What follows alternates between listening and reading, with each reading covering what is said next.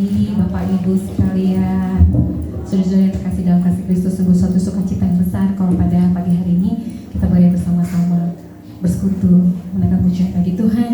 Nah, kita rindu untuk terus ada di dalam hadirat Tuhan. Amin. Yes. Penyataan Tuhan bagi setiap kita sempurna adanya. Hari lepas hari kita boleh merasakan kasih Tuhan, boleh merasakan bagaimana Tuhan begitu menjaga kehidupan kita. Ya, bahkan di tengah-tengah situasi terberat sekalipun, ya, kita tahu bahwa ada tangan yang kuat itu yang senantiasa ada di dalam kehidupan kita. Penyertaan Tuhan senantiasa bagi kita. Kita tundukkan kepala. Bapa, kami bersyukur untuk pagi hari ini. Kami berterima kasih Tuhan. Kami boleh ada di hadirat-Mu, menikmati hadirat Tuhan. Ada satu saat yang indah bagi setiap kami. Terima kasih untuk penyertaan Tuhan bagi setiap kami. Terima kasih untuk selalu hadir dalam kehidupan kami, di dalam hari-hari cerita hidup kami. Kami boleh merasakan Tuhan begitu nyata, penyertaan Tuhan begitu sempurna bagi setiap kami. Ini kami Tuhan, kami rindu menaikkan pujian di hadapan-Mu. Bertahtalah di atas pujian kami. Haleluya.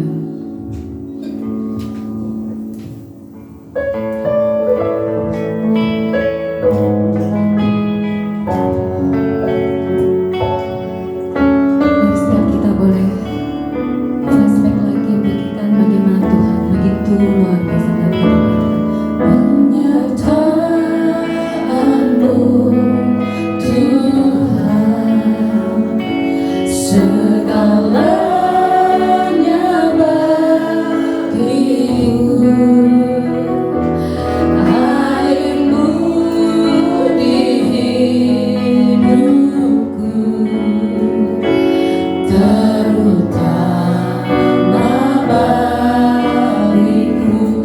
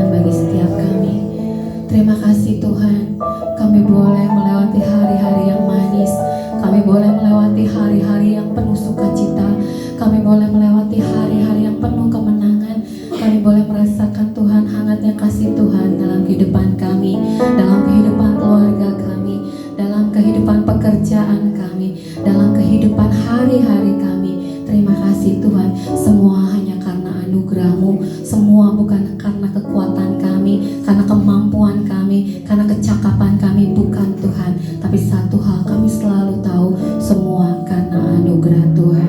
Kami bersyukur, kami berterima kasih untuk segala sesuatunya, untuk setiap anugerah yang boleh kami terima. Saat ini Bapa kami rindu, saat ini Tuhan kami rindu, saat ini Roh Kudus kami rindu untuk menyukakan Engkau melalui pujian yang mengalir dari hati kami yang paling dalam. Ini kami Tuhan, ini kami umat pemuji, siap untuk memuji-Mu. Di dalam nama Tuhan Yesus kami berdoa dan mengucap syukur, haleluya, amin.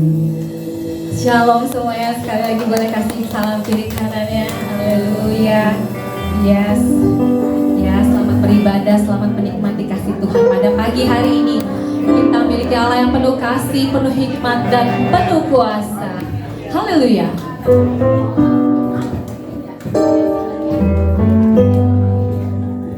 Yes. Here we go. Kau satu penuh kasih, dua penuh hikmat, tiga penuh kuasa. Kau mulia, Kau ada waktu suka, ada waktu duka. Kau setia dan selalu bersamaku. Kau membuatku tersenyum, membuatku tertawa, membuatku bahagia. Yesus, Kaulah sahabat, selalu hadir setiap saat. Hatiku bergembira bersamamu Yesusku.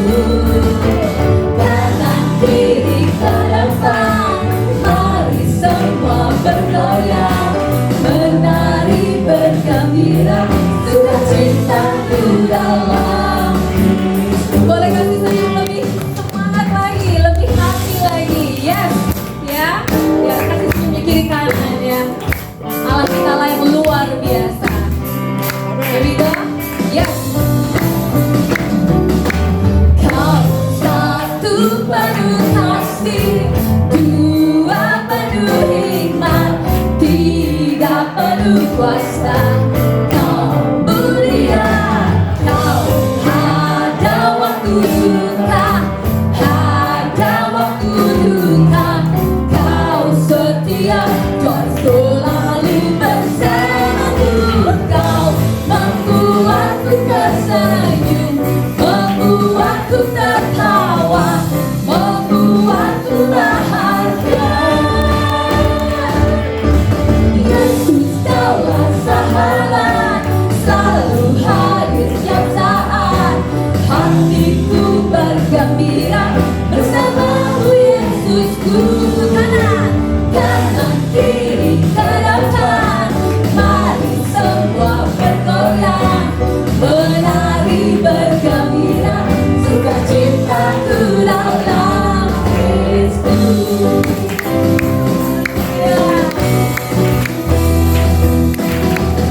Mari kita dalam sahabat kita, amin. Yes, sukacita selalu ada dalam kehidupan kita. Haleluya.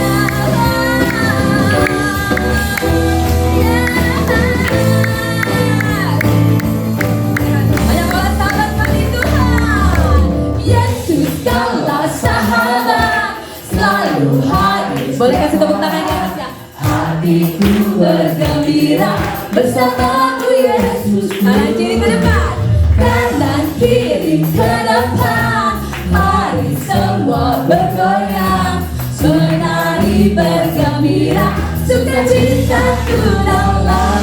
Hey, Yesus, Kaulah sahabat.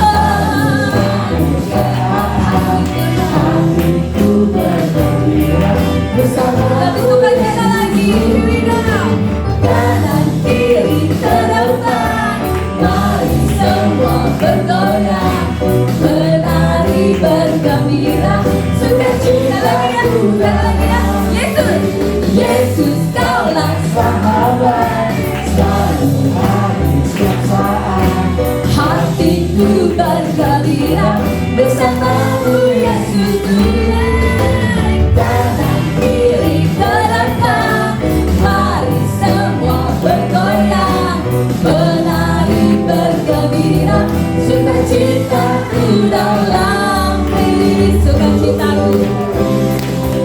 Sukacitaku dalam sukacitaku, sukacitaku dalam Kristus. Haleluya.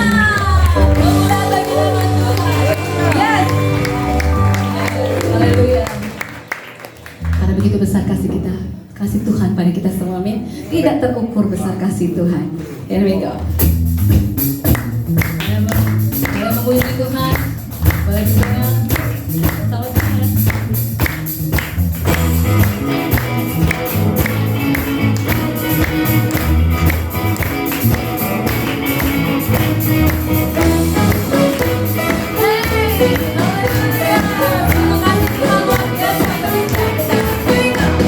Tiada terukur besar kasih setiamu Tuhan. Apakah kita bisa mengukur panjangnya? Panjang dan lebarnya melebihi lautan. Ya Tuhan, yang tinggi, jauh tinggi mengatasi langit. Jalan yang tak dapat ku selami. Kasih setiamu besar selamanya. Kasih setiamu besar selamanya. Mari kita bersyukur. Katakan, here we go. Hatiku bersyukur, jiwaku memuji, mulutku pun bersorak memuji Engkau, Yesus. Ajar perbuatanmu banyak, besar anugerahmu, takkan berhenti ku memuji namamu. Tiada terukur besar kasih setiamu Tuhan. Katakan panjang dan lebarnya melebihi lautan. Bahkan jauh tinggi mengatasi langit. Jauh tinggi mengatasi langit. Jalan yang tak dapat ku selami. Kasih setiamu besar selamanya. Kasih setiamu Tuhan, kasih setiamu besar selamanya. Yes, dengan hatiku bersyukur, hatiku bersyukur, yes. Jiwaku memuji, mulutku pun bersorak memuji Engkau, Yesus. Ajar perbuatanmu, besar anugerahmu, takkan berhenti ku memuji namamu. Memuji Tuhan. Haleluya. Terima kasih tepuk tangannya.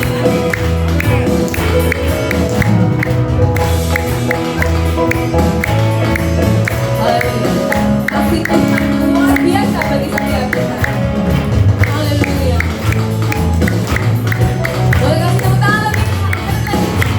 Ada gitaris, ada keyboard kita, ada drum, kita semua memuji Tuhan.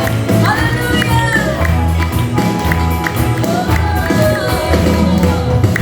Benar Tuhan.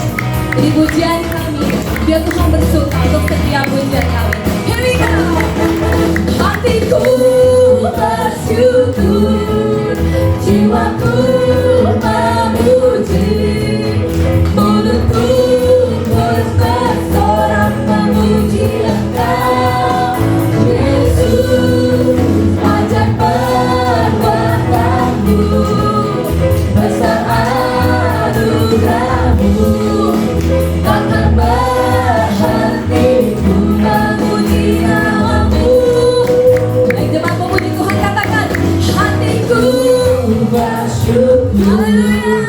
Jiwaku memuji, katakan mulutku pun bersorak memuji Engkau, Yesus. Hatiku bersyukur, perbuatanmu besar anugerahmu, besar anugerahmu, hati kami memuji Kau.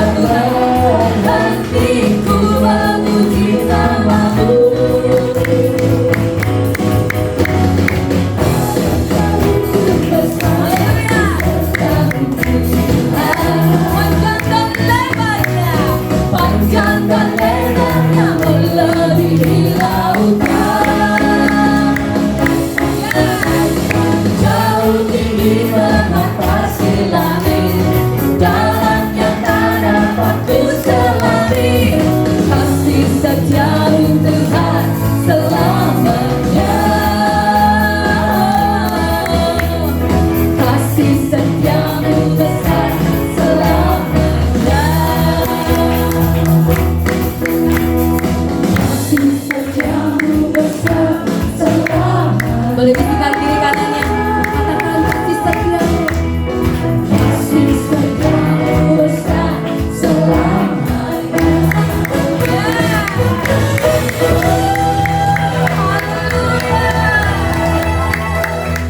Bapak Ibu boleh di sini.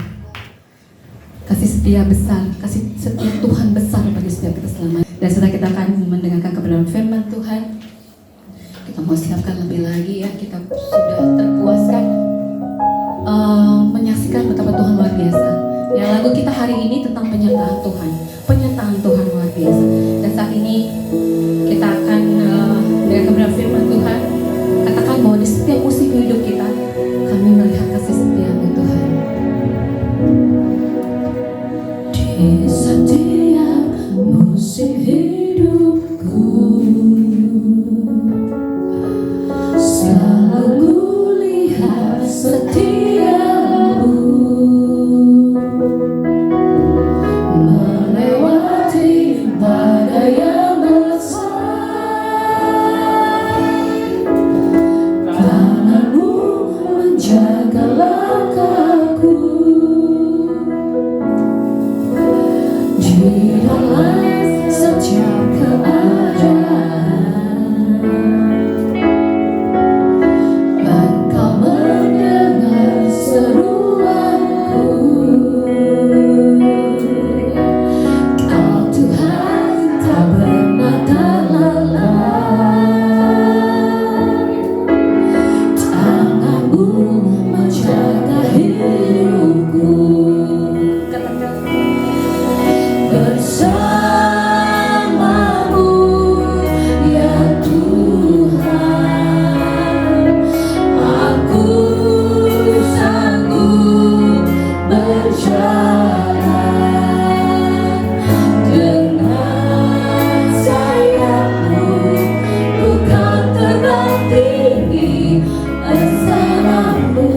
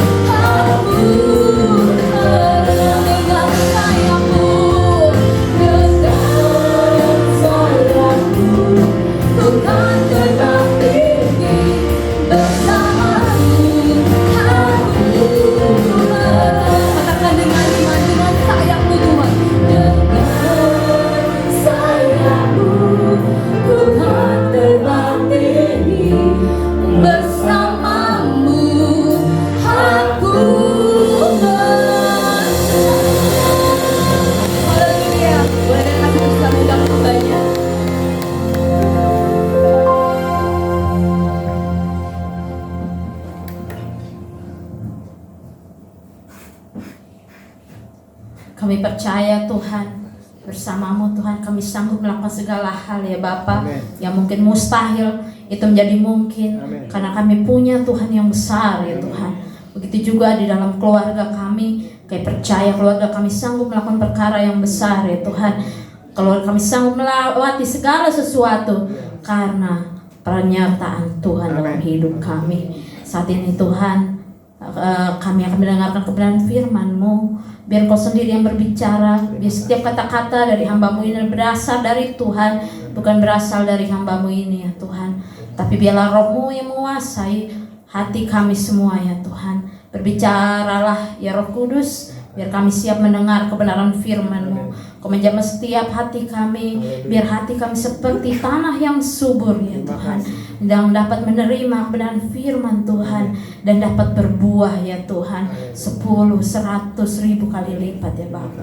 Terima kasih Tuhan, dalam nama Tuhan Yesus. Jika ada setiap roh-roh Tuhan yang mengganggu setiap pikiran hati kami, yang menutup, menghalangi pengenalan kami akan kebenaran-Mu, saat ini kami patahkan dalam nama Yesus ya Bapa. Engkau menguasai ruangan ibadah ini, Engkau menguasai ruangan hati kami.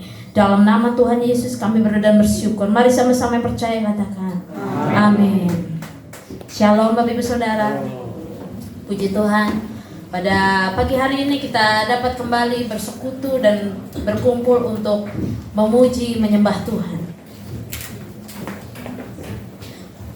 Khotbah yang saya bawakan pada hari ini adalah subtemanya adalah keluarga yang beriman, bertumbuh dan melayani sampai Tuhan datang ya.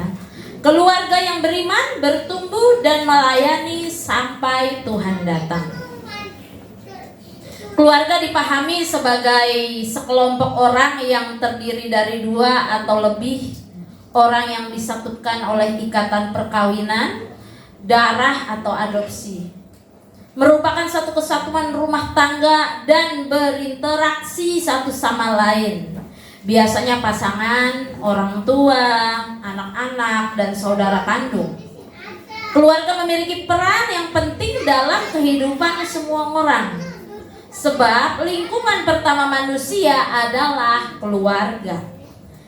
Jadi kalau ditanya di mana tempat yang paling penting utama pembentukan iman, karakter, dan jati diri dari seseorang, ya jawabannya adalah keluarga. Bukan di sekolah, bukan di gereja, itu juga pun mendukung. Tapi yang paling pertama adalah keluarga. Kenapa? Karena ketika lahir oe gitu ya, bayi lahir ya, nggak mungkin nih saya titipin di sekolah gitu ya. Oe Bu Pendeta titip anak saya gitu, nggak mungkin kan? Pasti ketika bayi lahir oe udah dirawatnya di keluarga. Makanya paling penting pembentukan iman, karakter, dan jati diri anak sebenarnya di dalam keluarga ya. Dari usia 0 sampai 2 tahun tuh rata-rata biasanya anak itu full di rumah, biasanya seperti itu ya. Nah, full di bawah pengawasan orang tua. Nah, disitulah anak-anak menyerap segala hal ya untuk dia bisa belajar, bertumbuh dan berkembang ya. Seperti itu. Makanya kalau ada orang tua nyalahin, gimana sih nih gereja nggak becus? Gimana sih nih sekolah nggak becus? Anak saya masa masih bandel gitu ya misalnya. Ya kita harus koreksi diri gitu. Karena pembentukan paling pertama jati diri seorang anak itu adalah di keluarga. Bagaimana usia 0 sampai 2 tahunnya di rumah dulu gitu ya. Nah kan seperti itu. Jadi kita tidak bisa menyalahkan lingkungan di luar keluarga ya. Karena yang paling penting adalah penanaman itu di dalam keluarga kita ya. Pola asuh, keteladanan, dan pembiasaan dilakukan oleh orang tua kepada anaknya. Makanya Bapak Ibu jangan ngeluh kalau misalnya anak saya ngomongnya kasar, kecil-kecil ya. Anak saya suka pukul orang padahal umur masih 2 tahun. Begini aja, ada temennya kayaknya galak banget gitu ya. Misalnya begitu. Coba kita periksa kita di depan anak bagaimana Bapak Ibu Saudara. Apakah kita juga ngomongnya kasar? Jadi anak ngeliatin, jadi ngikutin, Ataukah kita tidak mengawasi tontonannya? Namanya anak 2 tahun itu seperti spons. Ya, apa yang dilihat dilakuin langsung. Contoh misalnya dia tonton apa, pukul-pukulan, dia ikutin, Bapak Ibu Saudara. Ya, jadi benar-benar kita harus seleksi di tengah keluarga. Kita harus awasi apa yang ditonton anak-anak, terlebih usia yang masih kecil itu. Ya kan dia nggak ngerti, pokoknya dia kira itu ya serius dia lakuin. Contoh kita kalau bercanda sesuatu yang negatif depan anak, Bapak Ibu Saudara, jangan dikira dia ngerti kita bercanda gitu. Misalnya kita pukul mama kita depan anak masih 1-2 tahun. Pukul mama ya, pukul mama. Terus kita ketawa, antara anak, oh berarti selanjutnya pukul mama gitu ya. Pasti gitu pikirnya, bukan, dia nggak berpikir itu bercanda, Bapak Ibu Saudara ya. Akhirnya jadinya mamanya sering dipukul. Kenapa anak dipukul? Ya nggak sadar orang tua bercanda di depan anak kecil yang dia menyerap respon dan dia belum mengerti berpikir abstrak dan nalar gitu. Akhirnya seperti itu ya. Jadi kita harus hati-hati berperilaku di depan anak. Ngomong kita depan anak hati-hati. Kalau maaf nih kita keluar kata-kata misalnya ngomongin nada tinggi, ngomong sama orang nada tinggi, ntar anak ngikutin, Bapak Ibu Saudara. Ya, kenapa? Sekali lagi anak seperti spons yang mengikuti ya. Apalagi usia 1, 2, 3 tahun itu belum mengerti berpikir abstrak ya, belum memahami kalau itu bercanda, kalau apa dia anggap beneran ya. Karena anak usia yang masih kecil seperti itu hanya ngerti hitam putih, nggak seperti orang tua ya. Nah seperti itu ya. Contoh misalnya anak Toto ngomong gini, mampus lu, kita omelinnya gini, kamu jangan berkata-kata seperti itu kata-kata kotor, itu tidak boleh gitu ya. Mana ngerti dia kata-kata kotor tidak boleh, maksudnya apa ya? Kita harus jelasin kalau anak masih 2-3 tahun. Nah, itu kata-katanya artinya ini. Itu tidak pantas untuk diomongin begini. Kalau kita cuma bilang, jangan ngomong begitu. Kan terkadang orang itu cuma gitu doang, gak dijelasin kan. Jangan ngomong gitu. Setil ya gitu ya, misalnya ya. Capein gitu ya. Kan biasanya bingung gitu ya. Mulutnya gitu. Kalau cuma gitu gak dijelasin, dia akan ngomong lagi, Bapak Ibu Saudara. Dia mikir gini, emang kenapa gak boleh ngomong gitu? Kasih ngomong lagi deh gitu ya, seperti itu. Tapi kalau kita jelasin baik-baik, nah kenapa gak boleh ngomong itu? Ini begini, itu tidak baik begini, maka anak itu akan memahami. Nah seperti itu ya. Nah itu yang perlu kita lakukan di dalam kita mendidik anak-anak ya. Anak hanya mengkopi apa yang dia lihat dan dia dengar. Kalau yang ditontonnya orang berkata kasar, ikutlah dia ngomong kasar. Kalau yang dia lihat orang tuanya suka ngomong keras dan kasar, ikutlah anaknya seperti itu. Intinya semuanya tergantung keteladanan yang diciptakan dalam keluarga. Untuk membentuk keluarga yang beriman dan bertumbuh dan melayani, diperlukan peran aktif orang tua sebagai pendidik dan teladan utama di dalam keluarga. Oke, kita akan melihat video. Ya, maaf tadi slide 1 saya belum ini ya tunjukkan, nanti setelah video baru slide 1 ya. Oke, kita lihat bagaimana teladan itu sesuatu yang berbicara nyaring kepada anak-anak. Ya, jadi mamanya ngepel, bapaknya punya kebiasaan suka ngangkatin karpet. Nah, bantuin istrinya ya. Nah, suatu hari bapaknya lagi pergi kerja, nggak ada di rumah. Mamanya ngeliatin, anaknya ngeliatin. Wah, ini dia bantu, dia inisiatif ya. Nah, udah diajarin sama bapaknya, dia bisa. Nah, sebenarnya ada suaranya ya, biar bisa dan suaranya sudah ya. Ya Bapak Ibu Saudara, kalau ada orang berkata, ntar aja didik anaknya, tunggu udah ngerti, udah gede, umur 5 tahun, 7 tahun, 8 tahun baru diajarin. Bapak Ibu Saudara, kita lihat bahwa anak umur mungkin itu sekitar baru bisa jalan sekitar berapa? 1,5 tahun kali ya. Dia udah ngerti dididik, Bapak Ibu Saudara, dengan apa? Dengan sebuah keteladanan ya. Ketika kita melakukan keteladanan, maka anak itu akan melihat dan akan melakukan apa yang dilakukan orang tua, Bapak Ibu Saudara. Ya, saya ada sedikit ini icebreaker, Bapak Ibu Saudara. Saya meminta Bapak Ibu Saudara seperti ini, Bapak Ibu Saudara. Anggota tubuh yang saya katakan, saya minta tolong dipegang. Anggota tubuh ya, yang saya katakan saya minta tolong dipegang ya Bapak Ibu Saudara ya. Nah, kalau ada misalnya saya menyebut kata telinga, pegang telinga gitu, kepala pegang kepala ya Bapak Ibu Saudara ya. Oke, saya ingin bercerita sebentar Bapak Ibu Saudara. Pada suatu hari Dono sedang berjalan-jalan, tetapi telinganya terasa gatal. Ya, setelah telinganya gatal Bapak Ibu Saudara, ya dia berjalan-jalan lagi, terus angin berhembus. Ketika angin berhembus, dia memegang hidungnya, ya. Kemudian dia menjadi bersin Bapak Ibu Saudara, ya hacim gitu ya. Nah, bukan dari pipi bersinnya ya, dari. Nah, kemudian setelah itu Dono dia memegang perutnya, dia merasa lapar Bapak Ibu Saudara, ya. Dia memegang perutnya, dia merasa lapar, akhirnya dia makan Bapak Ibu Saudara. Dia memasukkan makanan ke dalam mulutnya. Ke dalam mulutnya Bapak Ibu Saudara ya. Nah, akhirnya setelah itu dia kenyang dan bahagia Bapak Ibu Saudara. Setelah itu Bapak Ibu Saudara, ya, matanya kelilipan Bapak Ibu Saudara. Ya, matanya kelilipan ya. Nah, setelah itu akhirnya dia pulang dengan gembira ya. Oke, pelajaran apa yang bisa kita lihat dari sini Bapak Ibu Saudara? Tidak semua orang fokus untuk mendengar apa yang kita katakan, tapi ada beberapa banyak orang memperhatikan yang kita lakukan. Ketika saya bilang pegang perut, ada yang pegang dahi Bapak Ibu Saudara, mengikuti apa yang saya lakukan. Nah, itu menunjukkan bahwa keteladanan memang lebih berbicara nyaring daripada sekedar kata-kata Bapak Ibu Saudara. Ketika kita ngomong kasar di depan anak, terus gini anak ngomong kasar, kita bilang jangan ngomong begitu ya, awas ngomong begitu, mama cabein misalnya ya. Nah, kita kira langsung dia nggak ngomong gitu nggak? Tetap aja ngomong gitu Bapak Ibu Saudara.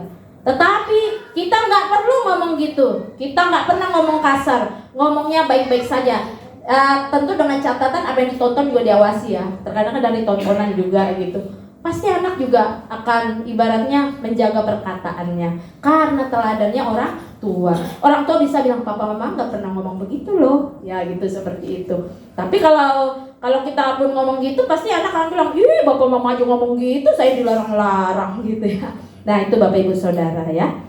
Nah, dalam hal kerohanian juga dasarnya dibentuk di dalam keluarga ya. Selama anak masih di dalam pengawasan orang tua, khususnya ketika anak-anak masih kecil, kendali ada di tangan kita sebagai orang tua, sang pendidik utama. Contoh, anak bermasalah misalnya main HP terus, orang tua punya kendali Bapak Ibu Saudara untuk mengatur anak. Kapan waktu main HP, kapan waktu belajar, punya kendali. Tuh itu juga HP dibeliin orang tua, ya. Nah, jangan sampai kita berkata, kasihan lah anak saya baru 5 tahun nih, privasi anak biarin aja. Anak umur 5 tahun mah belum waktunya punya privasi Bapak Ibu Saudara. Selama masih di dalam kendali orang tua, kita punya hak, otoritas sebagai orang tua untuk mengawasi apa yang ditontonnya di HP, story HP-nya, apa yang dilakukannya. Itu kita punya otoritas Bapak Ibu Saudara. Jadi jangan kalah sama anak Bapak Ibu Saudara. Ya. Nah, selama dia masih di bawah pengawasan kita, ya, kita masih punya kendali, ya. Nah, seperti itu, ya. Memang waktu orang tua pegang HP-nya mungkin namanya apalagi anak kecil ya. Karena bukan jam main HP, anak bisa tantrum, nangis-nangis, guling-guling. Jangan kalau kasihan, ya udahlah, kasih lagi gitu. Jangan Bapak Ibu Saudara ya.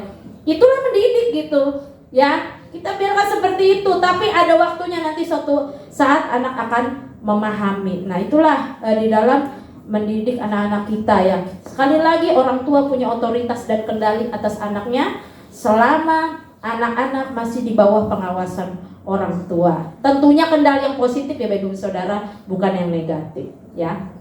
Sebagai orang tua untuk mengarahkan anak ke arah yang lebih baik. Begitu juga dalam hal kerohaniannya.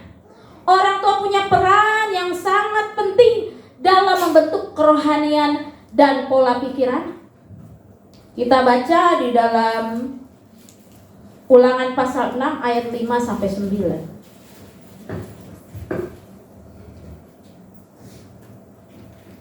Ulangan pasal 6 ayat 5 sampai 9. Kita baca secara bergantian ya Bapak Ibu Saudara.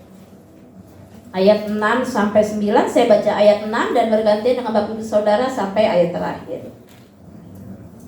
Ulangan 6 ayat 5 sampai 9. Kasihilah Tuhan Allahmu dengan segenap hatimu dan dengan segenap jiwamu dan dengan segenap kekuatanmu.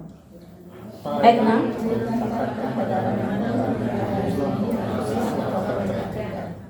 Haruslah engkau mengajarkannya berulang-ulang kepada anak-anakmu dan membicarakannya apabila engkau duduk di rumahmu, apabila engkau sedang dalam perjalanan, apabila engkau berbaring, dan apabila engkau bangun.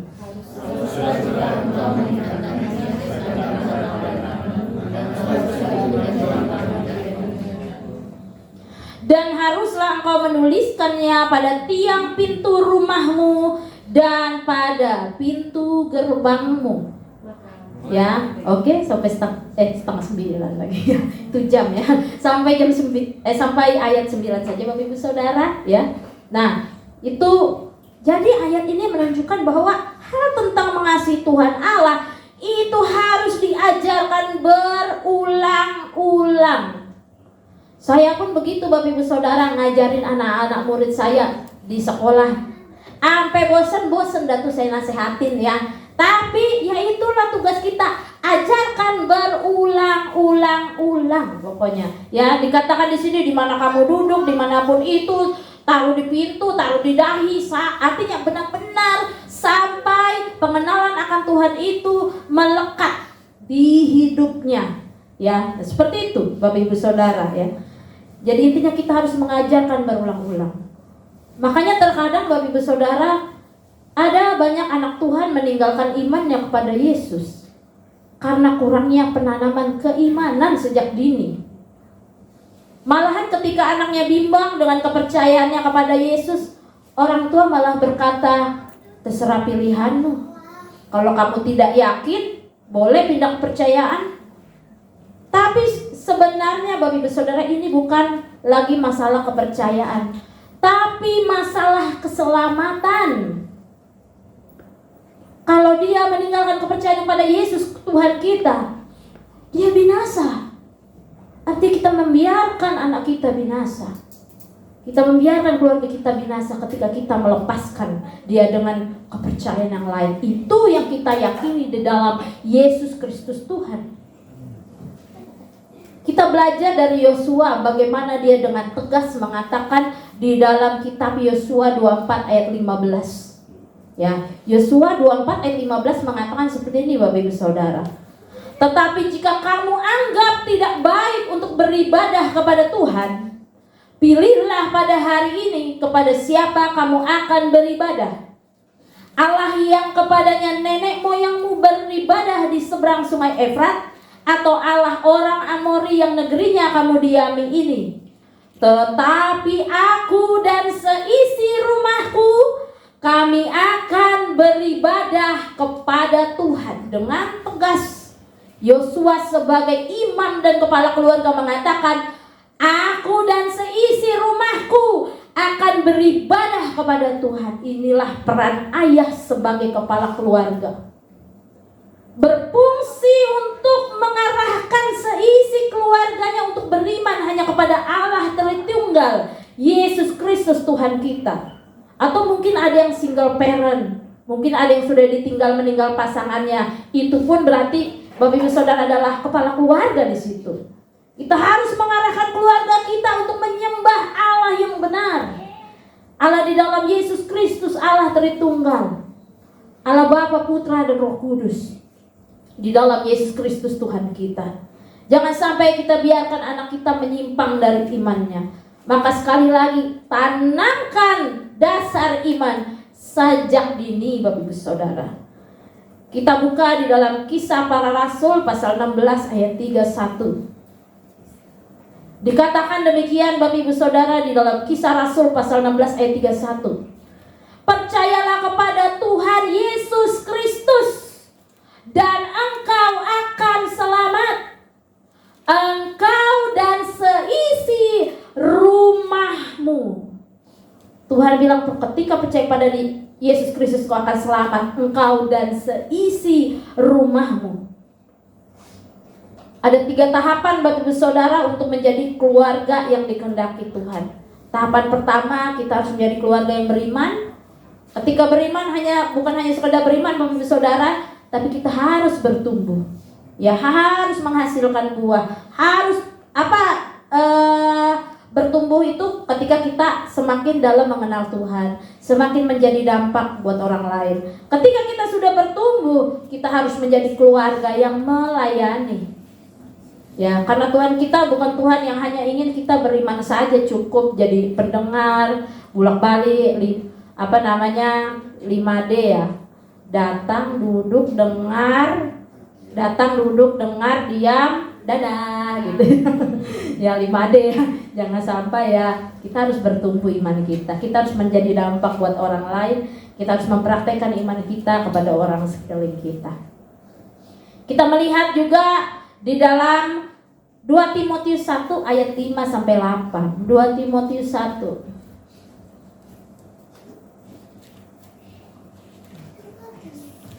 Dua Timotius 1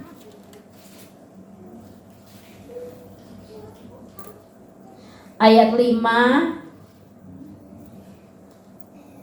2 Timotius 1 ayat 5 sampai 8. Ya, 2 Timotius 1 ayat 5 sampai 8. Saya akan bacakan Bapak Ibu Saudara. Demikian firman Tuhan.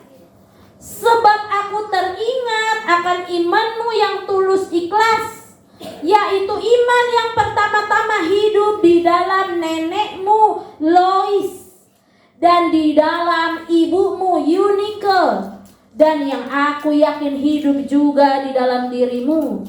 Karena itulah kuperingatkan kau untuk mengobarkan karunia Allah yang ada padamu oleh penumpangan tanganku atasmu. Sebab Allah memberikan kepada kita bukan roh ketakutan, melainkan roh yang membangkitkan kekuatan, kasih, dan ketertiban. Jadi jangan malu bersaksi tentang Tuhan kita, dan janganlah malu karena aku seorang hukuman karena Dia, melainkan ikutlah menderita bagi Injilnya oleh Injilnya, oleh kekuatan Allah. Ya, kita bisa melihat di sini bahwa di dalam ayat ini tersirat bahwa Timotius mewarisi iman dari nenek, ibu, dan sekarang mewarisi dia. Warisan yang paling berharga dalam hidup kita, Bapak Ibu Saudara, bukan duit Bapak Ibu Saudara, tapi iman. Wariskan iman itu kepada anak dan cucu kita.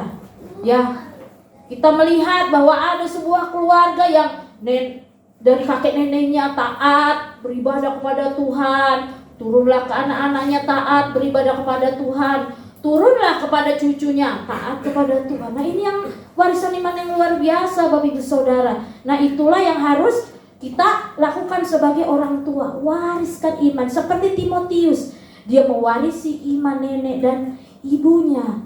Dia pun mewarisi iman itu dan dia lakukan pelayanannya dan bersaksi. Nah, inilah keluarga yang beriman, bertumbuh dan melayani. Ya, ada lagi keluarga beriman, bertumbuh dan melayani. Musa adalah seorang pemimpin besar bangsa Israel.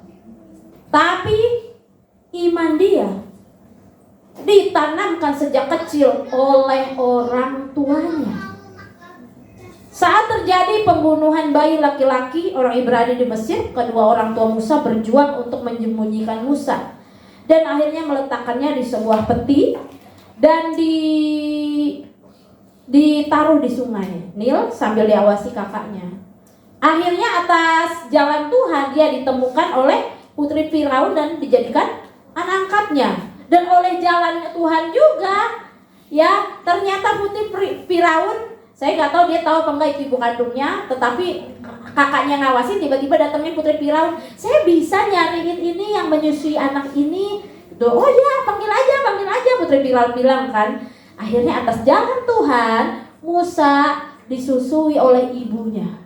Nah, disinilah di masa dia menyusui, di masa dia kanak-kanaklah ibunya merawat dia dan mendidik dia tentang pengenalan akan Tuhan.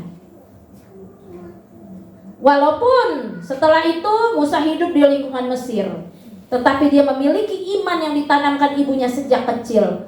Dan siapa sangka ternyata Musa yang dipilih Tuhan untuk memimpin bangsa Israel keluar dari tanah Mesir. Bahkan Tuhan pakai dengan tongkatnya membelah laut. Itu hal yang luar biasa Bapak Ibu Saudara. Pekerjaan-pekerjaan besar generasi kita kelak harus dari kita dulu yang menanamkannya. Karena kita nggak tahu di depan nanti anak kita jadi apa Bapak Ibu Saudara. Ya, seperti itu. Musa, Miriam, dan juga Harun, mereka adalah 3 bersaudara yang dipakai oleh Tuhan. Tentulah ini tidak terjadi secara instan, tetapi ada peran besar orang tua di dalam mendidik iman dan percaya mereka kepada Allah. Saya pun dididik orang tua saya untuk melayani Bapak Ibu Saudara. Makanya saya bisa berdiri di tempat ini Bapak Ibu Saudara. Bukan tiba-tiba berdiri, tapi karena sejak kecil saya pun dididik untuk melayani. Mulai masuk SMP, saya lulus SMP, satu SMP. Ya, saya diberi dorongan oleh orang tua saya. Ayo ngajar di sekolah minggu. Masuklah saya ngajar sekolah minggu akhirnya.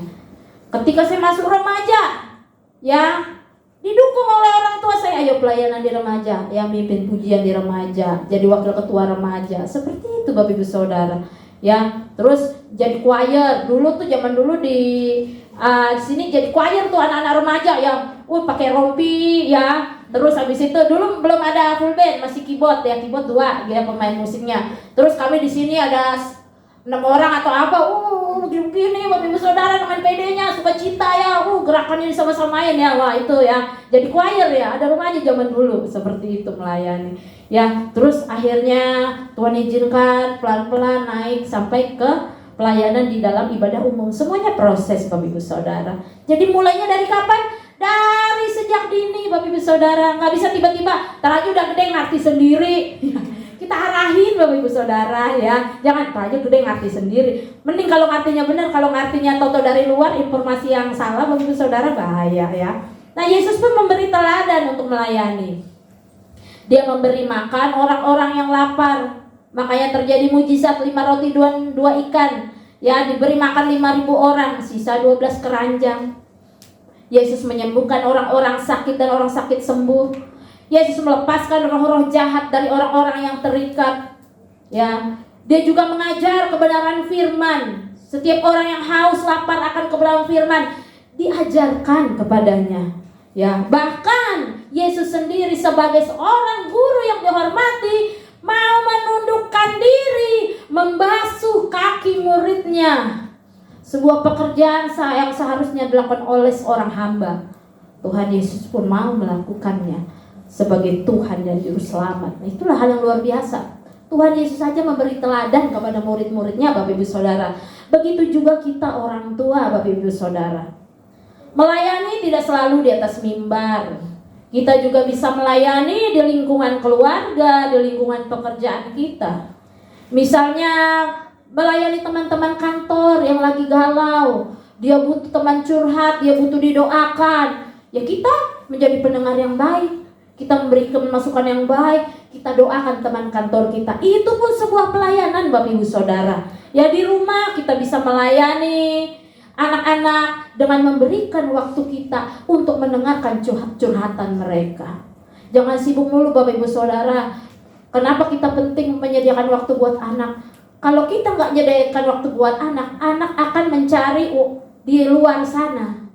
Banyak orang yang mau menyediakan waktu buat mereka di luar sana. Cuman masalahnya menyediakan waktu itu adalah hal-hal yang buruk. Akhirnya mereka terkontaminasi dengan pengaruh buruk dari luar sana. Karena orang tua tidak menyediakan waktu untuk anak. Harus Bapak Ibu Saudara punya waktu untuk anak. Dengarkan ceritanya, dengarkan keluh kesahnya. Ya, saya pun begitu Bapak Ibu Saudara. Sampai saat ini kalau saya curhat, saya bisa curhat sama bapak saya Bapak Ibu Saudara. Ya, waktu mama saya hidup, ya kakak saya itu dekat dengan mama saya. Apapun masalah yang dia masalah yang dialami, dia cerita sama ibu saya. Dan ibu saya, ayah saya memberikan masukan. Karena sejak dulu memang kami punya waktu untuk saling mendengar dan bercerita. Ya, ayah dan ibu saya punya waktu untuk mendengarkan kami berkeluh kesah, bercerita. Nah, itu hal yang positif Bapak Ibu Saudara. Mari kita sediakan waktu. Hal sekecil apapun itu penting di dalam keluarga Bapak Ibu Saudara. Begitu juga anak bisa melayani orang tua dengan membantu sebisanya apa yang mampu dilakukan. Keluarga yang beriman, bertumbuh dan melayani harus memelihara beberapa hal penting di dalam keluarga untuk dilakukan. Kita lihat slide 3. Hal pertama adalah menjaga persekutuan dan kesatuan di dalam keluarga. Itu hal yang harus kita lakukan kalau mau menjadi keluarga yang beriman, bertumbuh dan melayani. Menjaga persekutuan dan kesatuan di dalam keluarga. Di dalam Kolose 4 ayat 2 dikatakan, bertekunlah dalam doa dan dalam pada itu berjaga-jagalah sambil mengucap syukur. Jadi kita harus bertekun di dalam persekutuan di dalam keluarga. Ya, kalau ada keluarga besar, kita bisa mengadakan sebulan sekali. Ayo persekutuan keluarga besar gitu ya. Wah, kalau persekutuan keluarga inti, ya mesbah keluarga namanya, ya kan gitu ya. Kalau kita mau ngadain, yuk kita adain ibadah keluarga ganti-gantian gitu. Wah, itu luar biasa sekali Bapak Ibu Saudara. Itu namanya salah satu bentuk menjaga persekutuan dan kesatuan di dalam keluarga ya. Persekutuan adalah bentuk kewaspadaan roh di dalam keluarga. Doa bisa menjadi perisai bagi keluarga kita. Salah satu sasaran iblis adalah menghancurkan keluarga. Karena kalau keluarga hancur, maka tidak ada persekutuan dan kesatuan. Tidak ada penyembahan yang naik di hadapan Tuhan karena udah hancur. Makanya muncullah berbagai masalah di dalam keluarga, seperti masalah ekonomi, dijebak, perselingkuhan, pertengkaran dan lain-lain. Makanya penting sekali ada persekutuan erat di dalam keluarga melalui doa, saat teduh, mesbah keluarga, ibadah keluarga, supaya membentengi kita dari hal-hal dan serangan seperti itu. Kita harus sadari, bentuk kewaspadaan roh keluarga adalah membangun persekutuan. Karena kalau kita ada celah, iblis nyerang Bapak Ibu Saudara.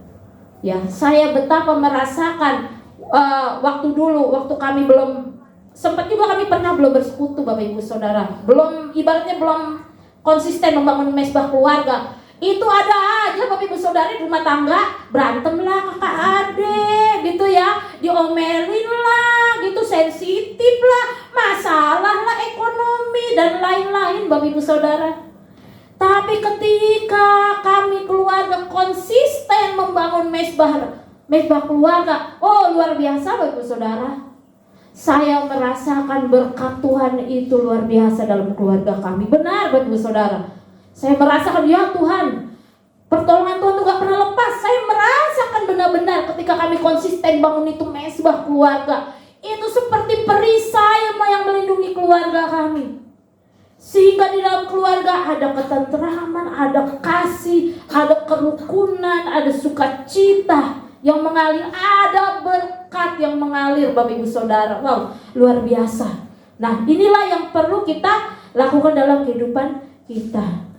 Ya. Nah, kita bisa lihat juga di dalam 1 Petrus 3 ayat 1 sampai 2 dan 7 Bapak Ibu Saudara, bagaimana peran masing-masing keluarga ya. 1 Petrus 3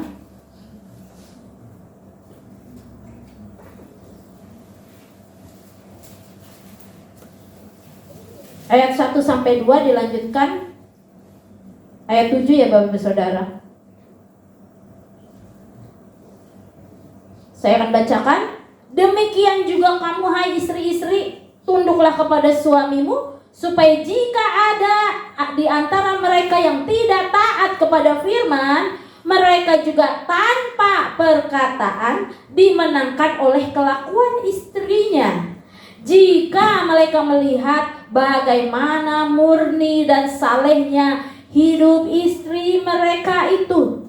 Jadi di sini istri benar-benar harus kuat Bapak Ibu Saudara. Makanya diciptakan Tuhan sebagai penolong.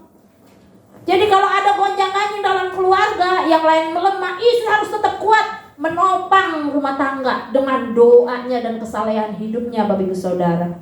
Ya, di dalam ayat 7, demikian juga kamu hai suami-suami, hiduplah bijaksana dengan istrimu sebagai kaum yang lebih lemah. Hormatilah mereka sebagai teman pewaris dari kasih karunia, yaitu kehidupan, supaya doamu jangan terhalang. Jadi hati-hati bapak-bapak ya, kalau kita mengecewakan istri, takutnya doa kita terhalang bapak-bapak ya.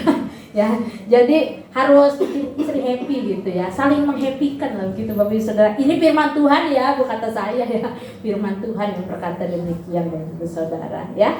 Nah, seperti Bapak Ibu Saudara, itu hal yang pertama ya. Nah, seberapapun besar masalah dalam rumah tangga, tetaplah jaga kesalehan hidup. Karena masalah dalam rumah tangga bukan alasan untuk kita bisa menyimpang dari kebenaran firman Tuhan, melainkan justru harus semakin bertekun terus dalam doa dan iman pengharapan kepada Allah.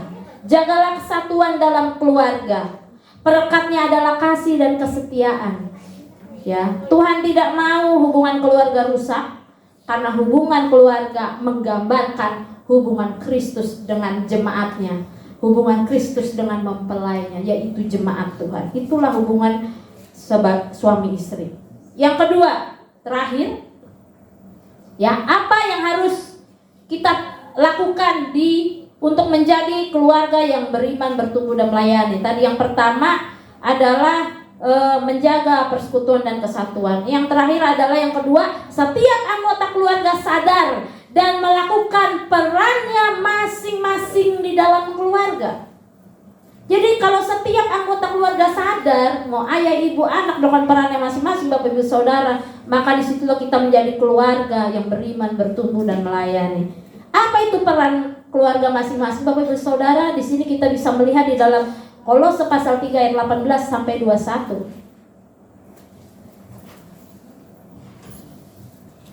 Kolose pasal 3 ayat 18 sampai 21. Mari kita baca bersama-sama Bapak Ibu Saudara, Kolose pasal 3 ayat 18 sampai 21. 1, 2, 3. Hai istri-istri, tunduklah kepada suamimu sebagaimana seharusnya di dalam Tuhan. Ini peran istri. Hai suami-suami, kasihilah istrimu dan janganlah berlaku kasar terhadap dia. Itu peran suami. Hai anak-anak, taatilah orang tuamu dalam segala hal, karena itulah yang indah di dalam Tuhan. Itu peran anak. Hai bapak-bapak, janganlah sakiti hati anakmu supaya jangan tawar hatinya. Itulah peran bapak-bapak. Jadi jelas firman Tuhan menggambarkan apa yang menjadi peran masing-masing di dalam keluarga. Jangan sampai kita menuntut Bapak Ibu Saudara. Nah, lihat firman Tuhan no. Firman Tuhan bilang, hai istri-istri tunduk sama suami. Nunduk. Tapi dia gak melakukan perannya sebagai suami. Gimana coba? Ya, terus istri juga senggol suaminya. Ya, suami itu kasih saya, kasih itu, dibilang gak boleh kasar sama istri nih. Tapi istrinya perongrong. Ya ampun ya. Ya, jadi setiap orang harus melakukan perannya masing-masing, maka terciptalah keluarga yang sesuai dengan kehendak Tuhan Bapak Ibu Saudara ya. Jangan menuntut Bapak Ibu Saudara, tetapi saling memberi ya Bapak Ibu Saudara. Marilah kita menjadi keluarga yang berdampak, sehingga orang-orang di sekeliling kita dapat mengenal Yesus adalah Tuhan dan Juru Selamat melalui kehidupan dan kesalehan keluarga kita. Tentunya dengan beriman, bertumbuh dan melayani sampai Tuhan datang kembali. Amin buat firman Tuhan. Biar kita boleh menjadi keluarga yang bersatu, saling mengasihi dan mengambil peran masing-masing dalam keluarga. Kita akan menyanyikan lagu bersama keluargaku.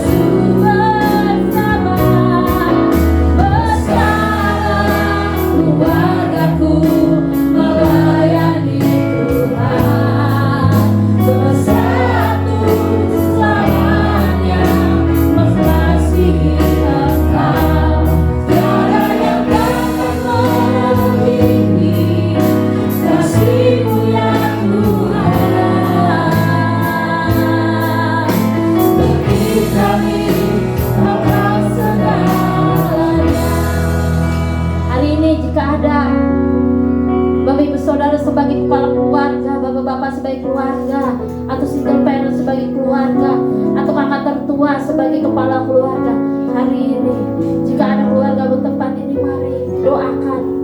Mari tompang tangan sebagai kepala keluarga. Kau punya otoritas untuk mendoakan anak dan istrimu, untuk mendoakan keluarga-keluargamu. Jika ada di sampingmu, mari rangkul, mari doakan, mari topang tangan. Hari ini saya mengundang kepala keluarga mendoakan anak-anak agar semuanya boleh hidup di dalam persatuan, hidup dalam persekutuan, hidup di dalam takut akan Tuhan. Jika ada ibu-ibu hari ini yang hidup mendoakan anak-anak, mari doakan hari ini. Jika mungkin tidak ada di samping kanan kiri, hari ini berdoalah di dalam hati agar setiap generasi kita menjadi generasi yang takut akan Tuhan, generasi yang setia kepada Tuhan sampai Tuhan datang kembali. Haleluya. Bersama keluargaku melayani Tuhan, bersatu selamanya mengasihi Engkau. Tiada yang dapat melebihi kasih-Mu ya Tuhan. Bagi kami Engkau segalanya, bersama keluarga. Inilah komitmen kami di hadapan-Mu ya Tuhan. Dan kami boleh menjadi keluarga yang beriman, keluarga yang bersungguh, dan keluarga yang melayani Tuhan. Yes, amin. Tiada yang dapat melebihi kasih-Mu ya Tuhan. Bagi kami Engkau segalanya. Tiada yang dapat melebihi, tiada yang dapat melebihi kasih-Mu ya Tuhan. Bagi kami Engkau segalanya. Bagi kami Engkau segalanya. Bagi kami Tuhan. Bagi kami Engkau segalanya. Terima kasih Tuhan atas kebaikan-Mu. Kami percaya ya Tuhan, Kau berbicara di setiap hati jemaat-Mu di tempat ini ya Bapa. Kami percaya kami boleh menjadi keluarga yang menjaga kesatuan, keluarga yang diberkati Tuhan ya Bapa. Sebab kami percaya firman-Mu itu boleh bertumbuh dan tertanam berbuah dalam setiap hati jemaat-Mu ya Tuhan. Hamba-Mu Tuhan berhenti berbicara hari ini, tapi kami percaya rema ilahi-Mu selalu ada dalam kehidupan kami ya Bapa. Dalam nama Tuhan Yesus kami mengucap syukur. Haleluya, amin. Haleluya Bapak Ibu Saudara. Mari jika ada anggota keluarganya di sebelahnya katakan saya mengasihimu. Saya mengasihimu. Kita rangkul saya mengasihi. Jika sesama keluarga Allah juga mengatakan saya mengasihi, saya mengasihi, saya mengasihi, saya mengasihi. Haleluya. Agar kita jadi keluarga yang diberkati.